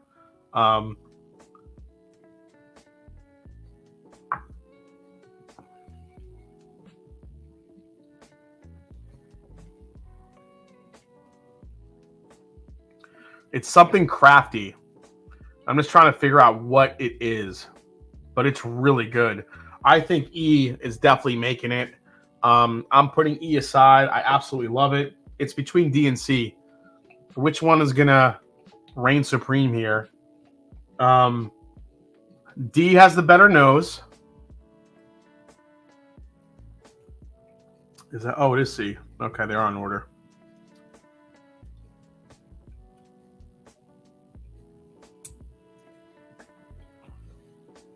Yeah, it's D. C is good, but D just has an extra level of texture that C can't compete with. C is close because it's got really good flavor to it. However, D just has this unrelenting texture to it. Just sits on the palate and just goes for a long time. All right. So D and E are going to make it to the next round, which very excited for that one, which means A, B, and C here. Well, I don't know if those letters line up, but let's see here. So this one is A, that is B, and that is C. Okay, we have A, B, and C. A is the weird melon vibe one I got. B is the Amburana bomb, which apparently is Big Vic's blend. And C was so close. So close. Whoever blended C, I'm sorry. You missed it by that much. All right. Where is the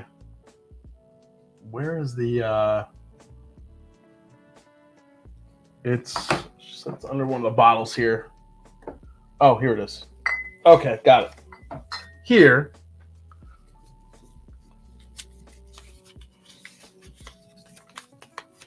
Drinking a lot of the D. What are words you never want to hear for $500? Says Ross Alemo. All right, here we go.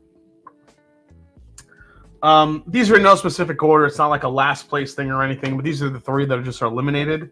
Let's go with letter C. Letter C belongs to. Let's see here. Letter C. Oh man, letter C is so close. Oh man.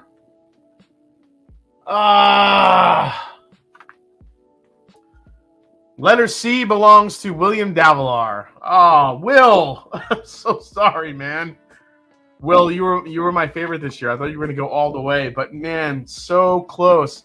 But that is a hell of a blend, William Davalar. So close.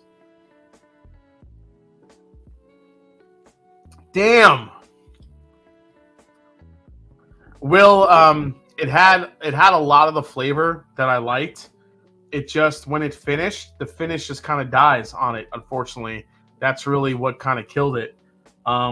B. Fucking Big Vic.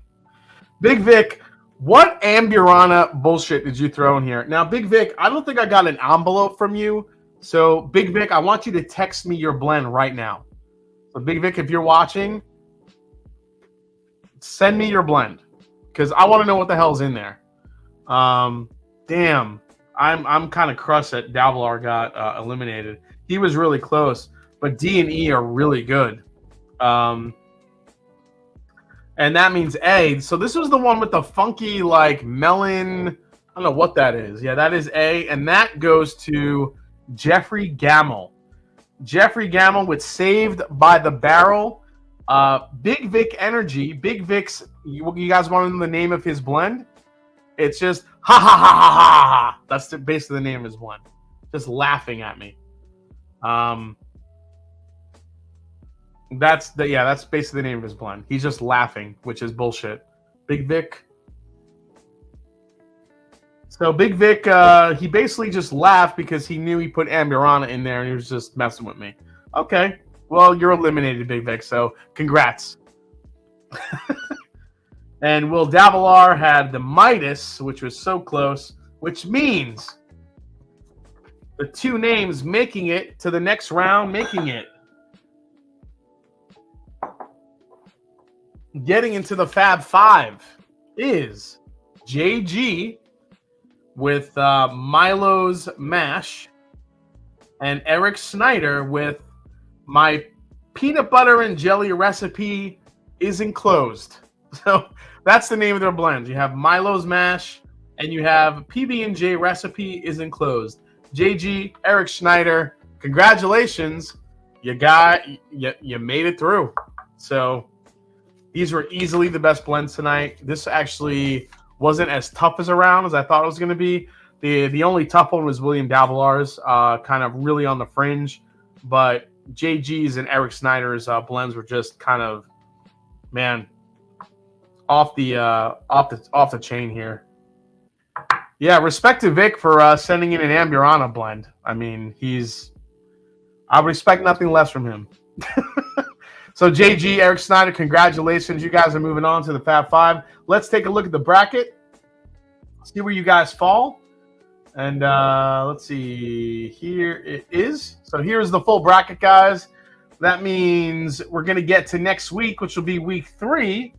You'll see Hugo Gonzalez, Keith Thompson, Darrell Stewart is in the mix with his Bootsy blend, Adam Dorman, and Wise Guy Stu, all going head-to-head next week for week number 3.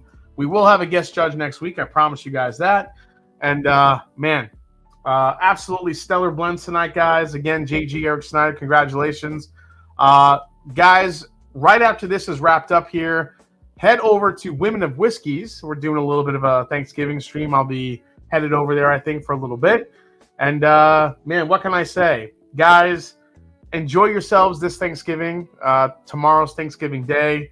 Remember to, really just, sit around the table, sit around your family, and kind of take in how important that is, especially in times like these. You have your family with you. If everyone's happy, healthy.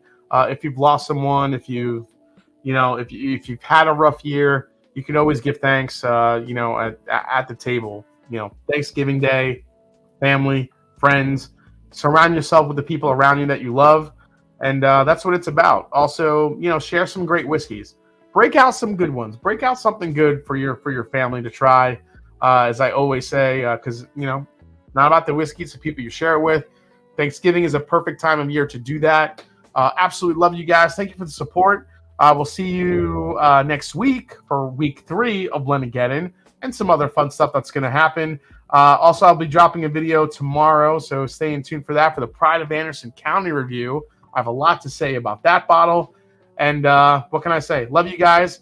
Go over to Women of Whiskeys next. I'll see you guys over there. Cheers. Love all of you. See you next time right here on The Mash and Drum. Cheers, everybody.